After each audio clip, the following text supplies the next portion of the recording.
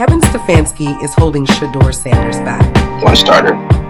Yeah, I want to get through the next couple days. Quarterbacks.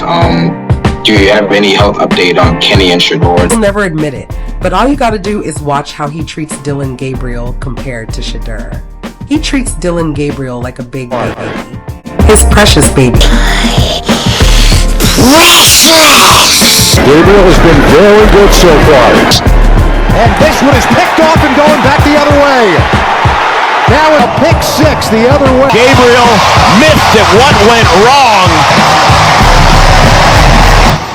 Hate agenda against SHEDEUR Sanders. Here you have somebody in Dillon Gabriel threw a pick six and a fumble, and then when he was interviewed in the middle of the game said there are competitors and there are entertainers. There's entertainers and there's competitors. There's some things that I thought he did well. I thought our offense as a whole on third down was very good. Here's 5 reasons why SHEDEUR cannot excel in Stefanski's controlled plays. Number 1. Stefanski runs a controlled style offense.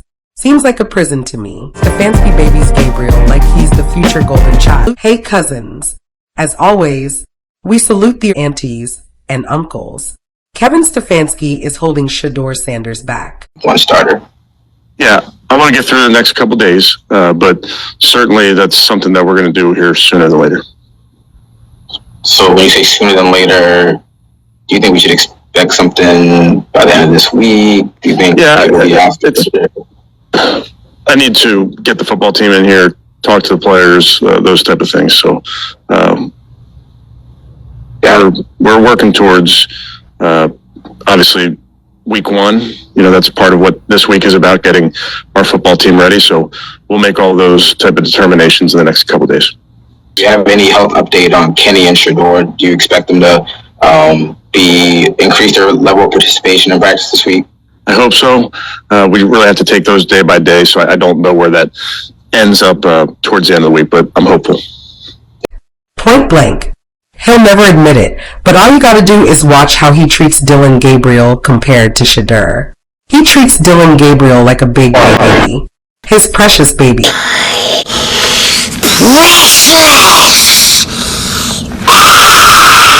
Somebody can step up and make some plays out here. Gabriel has been very good so far. And this one is picked off and going back the other way. A pick six the other way on the first play of the second quarter. Gabriel missed it. What went wrong? And the Eagles have tied the game.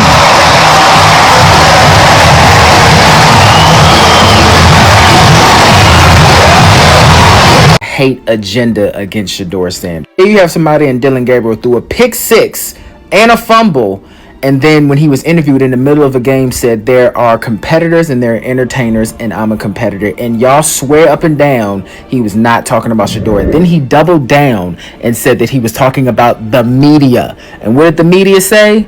Nothing. But when SHEDEUR Sanders did his entrance in week 1, y'all had the audacity to call an 8-year veteran teammate his posse, who that's his speaker and chose to play SHEDEUR's unreleased music.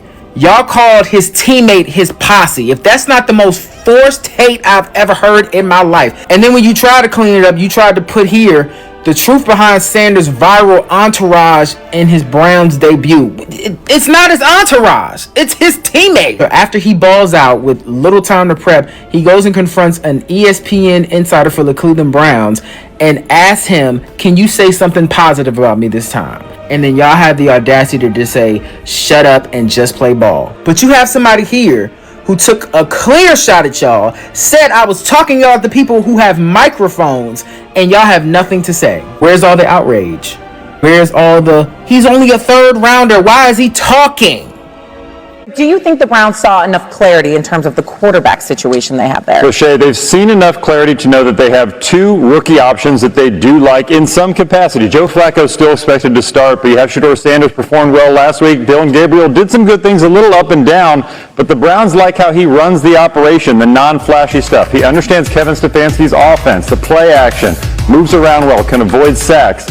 All those things bode well for him, and he was drafted 2 rounds earlier in SHEDEUR. So Browns have a lot to figure out here. They do not have a lot of clarity, except for the fact that Joe Flacco is supposed to play the 3rd preseason game. Kenny Pickett could also get in there as well. The Browns have not made a firm determination yet whether they're going to have 4 quarterbacks on the roster, but they're open to it. But For a first start, this was at least good for Gabriel. They were worried about that hamstring. He was able to get out there healthy, get out of the game healthy. That's important. So it sounds like Dillon Gabriel has a good grasp on the offense, at least so far in the preseason. So, Acho, what was your evaluation of his performance in that preseason game? I was impressed by some of the throws by Dillon Gabriel, but what hurt him are the turnovers. The interception, the pick six, is going to look like a negative play, as well as they fumble on the attempted handoff. Those two opportunities are two data points that actually don't help when it comes to a quarterback competition. There was so much that looked good. You're talking about him spreading the ball out all over the field, the pinpoint accuracy, but turning the ball over in a quarterback competition are going to give you a reason not to be as high on the roster as you would have liked. That's what stood out for me with Dillon Gabriel and his performance. Yeah, obviously that can never happen on that play. There's things, not all interceptions are created equal, but there's some things that I thought he did well. I thought our offense as a whole on third down was very good early, which allowed us to stay on the field because I don't think we were great on first and second down, but plenty to clean up. Stefanski babies Gabriel like he's the future golden child, while SHEDEUR gets the scraps of an offense that was never designed for him. Here's 5 reasons why SHEDEUR cannot excel in Stefanski's controlled plays. Number 1. Stefanski runs a controlled style offense. Seems like a prison to me. SHEDEUR he thrives when the pocket breaks, when the defense is coming for his head, when he has to make magic out of nothing. But Stefanski doesn't believe in magic. He believes in control. Every throw, every step, every read is chained to his system. And SHEDEUR, the natural leader, playmaker, game changer, ends up trapped. That's not coaching, that's handcuffing. Number 2. Dillon Gabriel gets the baby treatment. Let's not sugarcoat it. Stefanski babies Dillon Gabriel. Gabriel can throw a pick six, and Stefanski will blame the receiver. Let me repeat it again. He blamed the receiver for Dillon Gabriel's. He can cough up the ball, and Stefanski calls it a cleanup issue. But SHEDEUR? He doesn't get excuses, he gets criticism. Why? Because Gabriel was Stefanski's draft pick. And Stefanski is going to ride or die with his guy, even if SHEDEUR is the better quarterback. That's politics, not football. Number 3.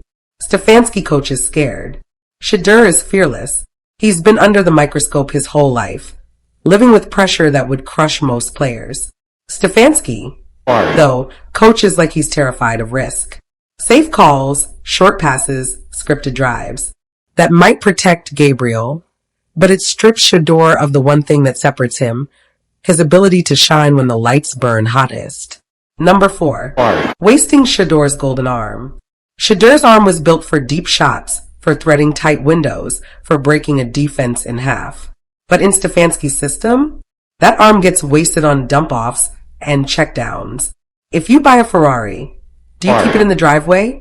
Stefanski is scared to take the cover off, and SHEDEUR's talent gets buried under a playbook scared of losing.